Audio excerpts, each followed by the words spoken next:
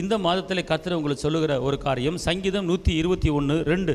வானத்தையும் பூமியையும் உண்டாக்கின கர்த்தரிடத்திலிருந்து எனக்கு ஒத்தாசை வரும். எல்லாம் சொல்லுங்க, இந்த மாதத்திலிருந்து வானத்திலும் பூமியிலும் இருந்து எனக்கு கர்த்தரிடத்திலிருந்து ஒத்தாசை வரும். அல்லேலூயா, அல்லேலூயா. இங்கே பாருங்கள், இந்த பூமியில் அநியாயங்களும் பொல்லாத காரியங்களும் தவறான காரியங்களும் பாவமான காரியங்களும் இருக்கிறது. ஆனால் பரலோகத்திலே பசியும் இல்லை, பட்டினியும் இல்லை. ஆனால் அங்கு பரலோகத்திலே கஜானா நிரம்பி இருக்கிறது. புரியுதுங்களா? அங்கே பலவீனம் கிடையாது, அங்கே போராட்டம் கிடையாது, அங்கே ஒருத்தருக்கு விரோதமாக ஒருத்தர் பகையாளி யாருமே கிடையாது.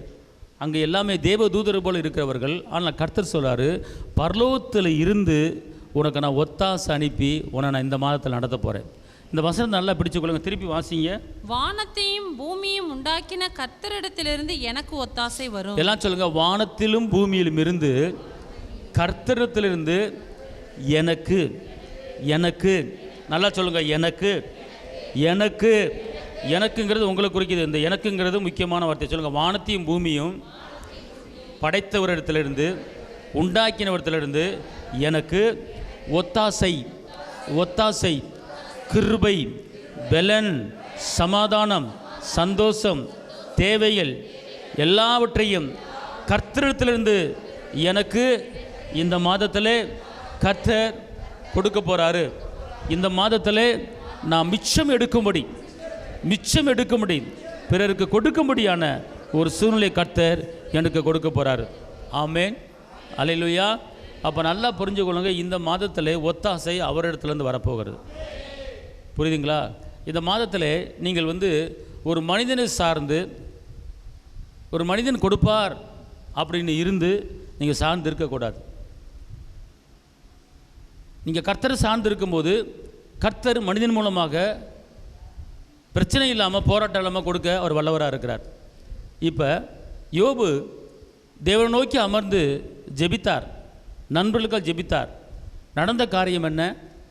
வராத ஆளை யோபுட்ட வர வச்சார். அவரவர் ஒவ்வொருவர் தங்க காசை கொடுத்து அந்த யோபுடைய வாழ்க்கையை உயர்த்தினார்கள். இதுதான் பரலோகத்திலிருந்து வருகிற ஒரு ஒத்தாசை. இதில் தான் பரலோகத்திலிருந்து வர ஒத்தாசை. கடன் அடைப்பதுக்கு எண்ணெயை உற்பத்தி பண்ணி எண்ணெயை விற்று கடன் அடைக்க உதவி செய்தார். இதன் அவரிடத்திலிருந்து வருகிற ஒரு ஒத்தாசை. பசியாக இருக்கும்போது 5:42 மணி பெருக பண்ணி எல்லாரும் சாப்பிட்டு மீது எடுக்கும்படியான ஒரு காரியத்தை செய்தார். இதுதான் அவர் செய்த ஒரு ஒத்தாசை. அதே போல் மன்னாவை வர வச்சது அவர் செய்தது, காடையை வர வச்சது அவர் செய்தது. இதெல்லாம் பரலோகத்திலிருந்து வந்தது. எப்படி தேவ தூதர்கள் சாப்பிடுகிற அந்த மன்னாவை எப்படி பூமிக்கு அனுப்பி 10 லட்சம் மக்கள் சாப்பிட வைத்தாரோ, எப்படி உலகத்தில் எங்கெல்லாம் திரிஞ்சுக்கிட்டு இருக்கிற எல்லா காடைகளையும் ஒரு மொக்க காடையை கொண்டு முன்னாடி விழ வச்சு ஒரு திருப்தியான ஒரு மட்டன் சாப்பாடு சாப்பிட வைக்கும்படி ஒரு கிருபை செஞ்சாரோ, அதே போல் பரலோகத்திலிருந்து உங்களுக்காக கதவுகள் திறக்கப்பட போகிறது. அப்படி என்றால் அப்போ பரலோகத்தில் கதவு திறக்கப்பட வேண்டும் என்றால் நம்முடைய வாஞ்சை, நம்முடைய ஏக்கம், நம்முடைய நோக்கம், நம்முடைய தாகம், நம்முடைய விருப்பம், நம்முடைய நினைவு எல்லாமே இயேசுவை மாத்திரம் தான் நோக்கி இருக்கணும். அப்படி நோக்கி இருக்கும்போது கர்த்தர் என்ன செய்வார்? அற்புதம் செய்வார். ஆபிரகாம் லோத்து இருக்கிறாங்க. ஆபிரகாம் ஆடு மேய்ப்பவர்களுக்கும் லோத்து ஆடு மேய்ப்பவர்களுக்கும் சண்டை வந்த உடனே நம்ம 2 பேரும் ஒன்றா இருக்கோன்னா 2 பேரும் என்ன செஞ்சிருவான்? வெவ்வேறு பக்கம் போவான்.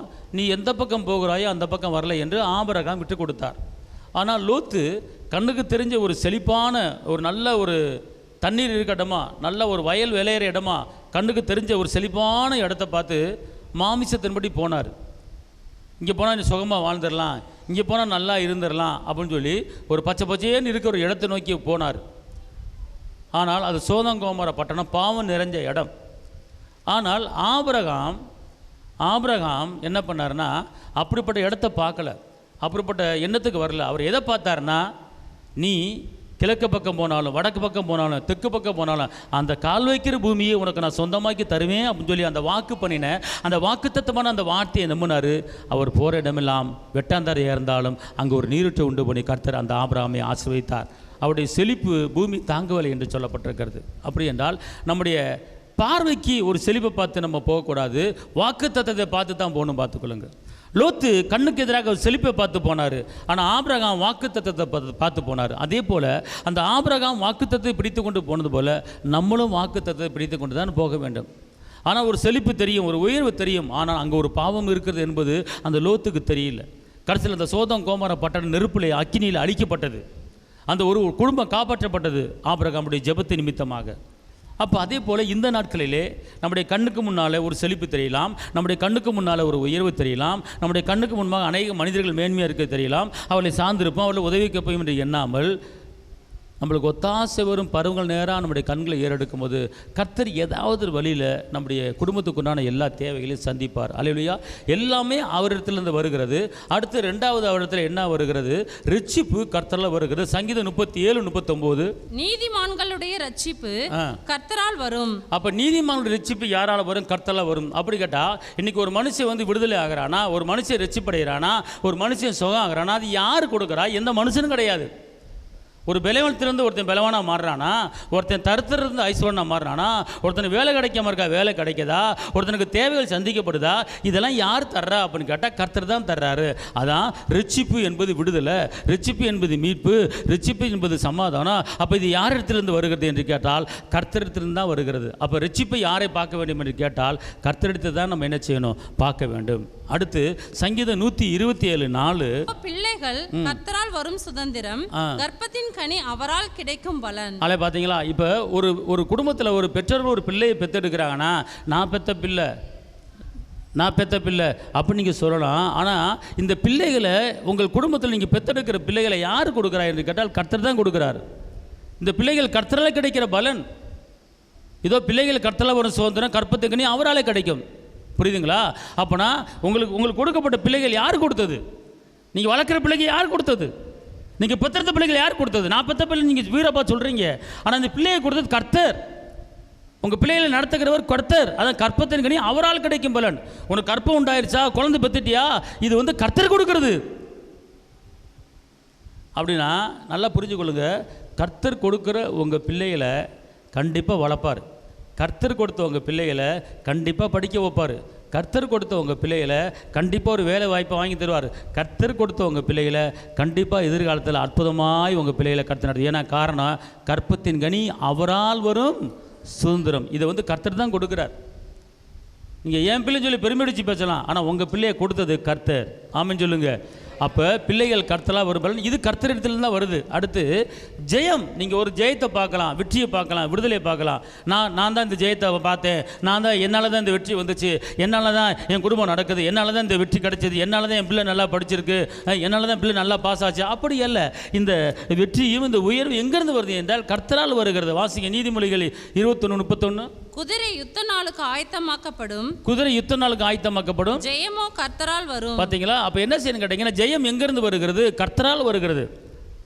நீங்கள் கையிட்டு செய்கிற வேலையில் ஜெயமா, உங்கள் படிப்பில் ஜெயமா, உங்கள் குடும்பத்தில் அன்பில் ஜெயமா, சமானத்தில் ஜெயமா, எல்லா காரியத்திலும் ஜெயத்தோடு வெற்றியோடு நீங்கள் வாழ்கிறீங்களா?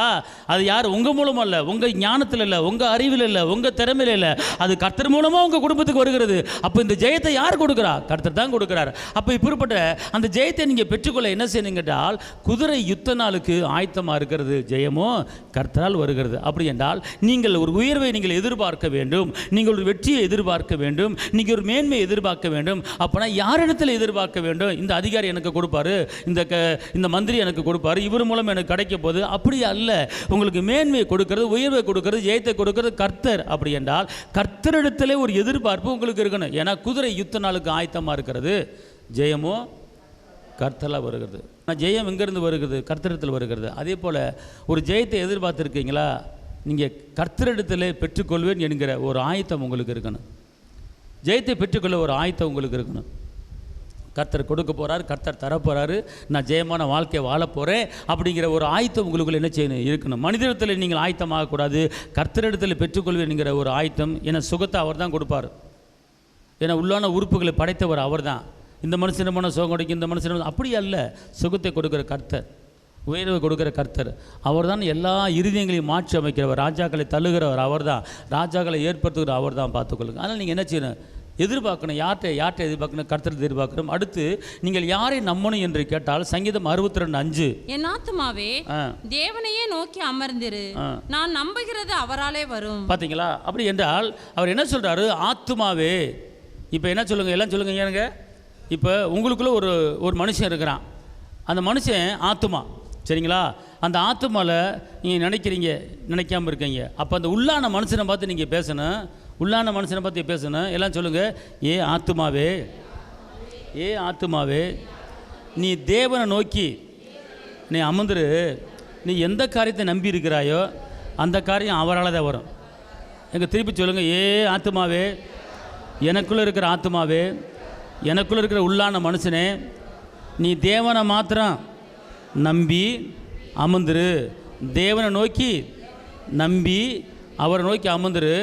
நீ அவரை நம்பி அமர்ந்திருந்தேன்னா நீ எந்த காரியத்தை நம்பி இருக்கிறாயோ அந்த காரியம் அவராலே வருகிறது. அல்லேலூயா. சங்கீதம் 62:5 படி சொல்லுங்கள். நான் எந்த காரியத்தை நம்பி இருக்கிறேனோ அது அவராலே வரப்போகிறது. அல்லேலூயா. அப்புறம் என்ன அர்த்தம்னு கேட்டிங்கன்னா, இந்த உள்ளான மனதுக்குள்ளே நீங்கள் நினைக்கிறது, நீங்கள் தியானம் பண்ணுறது, எதிர்பார்க்கறது, அந்த ஆத்துமாவில் அவர் தரப்போகிறார். இயேசுவை தரப்போகிறார். அவர் கிடைக்க போகுது. அவர் கொடுக்க போகிறார். கண்டிப்பாக என்னை கைவிட மாட்டார். கண்டிப்பாக என் தேவைகளை சந்திப்பார். கண்டிப்பாக நான் இந்த மாதத்தில் வெற்றி அடைவேன். இயேசுப்பா என்னை கைவிட மாட்டார். யார் உன்னை கைவிட்டாலும் நான் உன்னை கைவிட மாட்டேன், உன்னை தாங்குவேன், ஏந்துவேன், தப்பி வைப்பேன் சொல்லியிருக்கிறார். அதனால் கண்டிப்பாக எனக்கு செய்வார். அவரை நம்பியிருக்கிறேன் அப்படின்னு சொல்லி உங்கள் ஆத்துமா அவரை நம்பி இருந்துச்சுன்னா, நீங்கள் நம்பிக்கொண்டு இருக்கிற எந்த காரியத்தை நம்பிக்கொண்டு இருக்கீங்களோ அந்த காரியம் பரலோகத்திலிருந்து இயேசு உங்களுக்கு கொடுக்க அவர் போதுமானவராக இருக்கார். கைதிடாப்பாக்கு நன்றி சொல்லுங்களா. அல்லேலூயா. அடுத்து இது பூரா எங்கேருந்து வருதுன்னு கேட்டால், இது எல்லாம் எங்கேருந்து வருது? பூமியிலேருந்து வரல. இப்போ நான் சொன்ன காரியம், அது ரிச்சிப்பு எங்கேருந்து வருது? பரலோகத்திலிருந்து வருகிறது. ஜெயம் எங்கேருந்து வருது? பரலோகத்திலிருந்து வருகிறது. கற்பத்துக்கு எங்கேருந்து வருகிறது? பரலோகத்தில் வருகிறது. நம்புறது எங்கேருந்து வருகிறது? அவரால் வருகிறது. அடுத்து நீதிமொழிகள் 2:6, கர்த்தர் ஞானத்தை தருகிறார், அவர் வாயினின்று அறிவும் புத்தியும் வரும். கர்த்தர் ஞானத்தை தருகிறார், வாயிலிருந்து அறிவும். அல்லேலூயா. அப்போனா கர்த்தர் என்ன செய்கிறார்? யார் இப்போ ஞானம் இந்த பூமியில் யாரும் கொடுக்க முடியாது. அறிவு இந்த பூமியில் யாரும் கொடுக்க. நீ எங்கே போய் படித்து வந்தாலும் கர்த்தர் மைண்டை மாற்றிட்டான்னு ஒன்றும் செய்ய முடியாது. நீ எத்தனை படித்தாலும் சரி, அறிவு அவர் தான் கொடுக்கணும், புத்தி அவர் தான் கொடுக்கணும். அப்போ இது எங்கேருந்து வருது அப்படின்னு கேட்டால், உங்கள் பிள்ளைக்கு நல்ல புத்தியும் உங்கள் பிள்ளைக்கு நல்ல அறிவு நல்ல ஞானம் எங்கேருந்து வருதுன்னு கேட்டால் கர்த்தர் தான் கொடுக்குறாரு. அப்போ இந்த வசனம் சொல்லுது, நீதிமொழிகள் 2:6 சொல்லுது, கர்த்தர் ஞானத்தை தருகிறார், ஞானத்தை தர்றாரு, அவர் வாயிலிருந்து அறிவும் புத்தியும் வரும். அறிவும் புத்தி என்ன செய்யும் வரும். அப்போ ஏசப்பா என்ன சொல்கிறாருன்னு கேட்டால், நான் உனக்கு ஞானத்தை தருவேன், ஏன்னா அறிவையும் தருவேன், புத்தியும் தருவேன் அப்படிங்கிறார். அப்போனா ஞானத்தை கொடுப்பேன் அப்படிங்கிற. அப்போ இது எல்லாமே கர்த்தர் தான் கொடுக்கிறார். அப்போ நம்ம யாரை சார்ந்திருக்கணும்? அவர் அறிவை பெற்றுக்கொள்வதற்கு, ஞானத்தை பெற்றுக்கொள்வதற்கு, நல்ல புத்தி எனக்கு தாங்க, நல்ல அறிவு எனக்கு தாங்க, நல்ல ஞானத்தை தாங்க அப்படின்னு சொல்லி அவரிடத்துல தான் கேட்கணும். எந்த மனுஷனும் சார்ந்திருக்கக்கூடாது. ஞானம் அவர் சகல பரிபூர்ணமாக அவருக்குள் அடங்கிறது.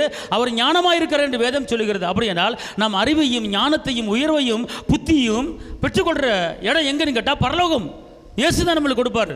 அதுக்கு தான் நம்ம அவருக்கு ஒத்தாசை பருவங்கள் நேரம் நம்ம என்ன செய்யணும்? கண்களை ஏறெடுக்கணும். அவர் அறிவு நல்ல அறிவை கொடுத்துட்டா நம்ம நல்லபடியாக பொழைச்சிடலாம். புரியுதுங்களா? அடுத்து கடைசி ஒரு வசனம், வெளிப்படுத்தல் 22:12, இதோ சீக்கிரமாய் வருகிறேன், அவனவனுடைய கிரியைகளின்படி அவனவனுக்கு நான் அளிக்கும் பலன் என்னோட கூட வருகிறது. நல்லா கவனிங்க, திருப்பி வாசிங்க. இதோ சீக்கிரமாய் வருகிறேன், அவனவனுடைய கிரியைகளின்படி அவனவனுக்கு நான் அளிக்கும் பலன் என்னோடு கூட வருகிறது. அவனவன் கிரியைகளின்படி அவனவன் கிரியைகளின்படி நான் பலன் என்ன செய்ய போறேன்? கொடுக்க போறேன். அப்படின்னா அவர் பலன் கொடுக்க போறாரு, அவர் உயிரை கொடுக்க போறாரு. ஆனால் உன் கிரியை எப்படி இருக்கிறது? நீ அதிக நன்மைகளை செய்திருக்கிறாயா? அதிக சமானத்தை போதித்திருக்கிறாயா? அதிக இரக்கத்தை பெற்றுக்கொண்டு வாழ்ந்திருக்கிறாயா? அதிக தாழ்மையோடு நீ வாழ்ந்திருக்கிறாயா? நீ அன்போடு நடந்திருக்கிறாயா? அதுக்கு பேர் தான் கிரியை. அதுதான் பெரிய கிரியை. அப்போ இந்த கிரியைக்கு தக்க பலனை நான் உனக்கு என்ன செய்ய போகிறேன்? கொடுக்க போகிறேன். இப்போ இந்த உலகத்தில் அவரவர் செய்த கிரியைக்கு பலன் இந்த பூமியில் யாரும் கொடுக்க முடியாது. ஆனால் பரலோகத்தின் தேவன் மட்டும்தான் நமக்கு பலனை கொடுக்க முடியும். அந்த பலனை கொடுப்பதுக்கு நீ இந்த பூமியிலே எந்த காரியத்திலே எப்படிப்பட்ட கிரியைகளை நீ வாழ்ந்திருக்கிறாய் அப்படிங்க என்பதை நீங்கள் ஆராய்ந்து பார்க்கணும். நன்மைகளை செய்ய வேண்டும், சமானத்தை போதிக்க வேண்டும், இரக்கத்தை போதிக்க வேண்டும், விட்டு கொடுக்குற மனப்பான்மையை போதிக்க வேண்டும், ஒருவருக்கு ஒரு விட்டு கொடுத்து வாழ வேண்டும், இரக்கத்தை சொல்லி நீங்கள் வாழ வேண்டும். அதுக்கு பேர் தான் கிரியை பார்த்துக்கொள்ளுங்க. இந்த கிரியைக்கு தக்க பலன் அவர் உங்களுக்கு கொடுக்க போகிறார். அதனால் இந்த பூமியில் வாழ்கிற வாழ்க்கை நன்மையில் மட்டும் படியுங்க, தீமைகளை படிக்காதீர்கள். ஒருவருக்கு ஒரு விரோதமாக இருக்காதீங்க. சமாதானம் கூடிய மட்டும் எல்லாரிடத்திலும் சமாதானம் இருங்கள். இதுதான் கிரியை பார்த்துக்கொள்ளுங்க. பகை நம்மளுக்கு இருக்கக்கூடாது, விரோதங்கள் நம்மளுக்கு இருக்கக்கூடாது, பட்சபாதம் நமக்கு இருக்கக்கூடாது, முறுமுறுப்பு இருக்கக்கூடாது, குற்றங்கள் நம்ம இடத்துல இருக்கக்கூடாது. ஏன்னா அது இருந்தால் கிரியை செய்ய முடியாது, பரலோகத்துக்கு தகுதி கிடையாது. கிரியை அவனுக்கு தக்க கிரியை அவனோடு கூட அவருடைய பலன் பரலோகத்துக்கு என்ன செய்ய போது நம்மளுக்கு வரப்போகிறது. அதனால் நன்மைகளை செய்வோம், நன்மைகளை படிப்போம், கர்த்தர் பெரிய காரியங்களை செய்வோம்.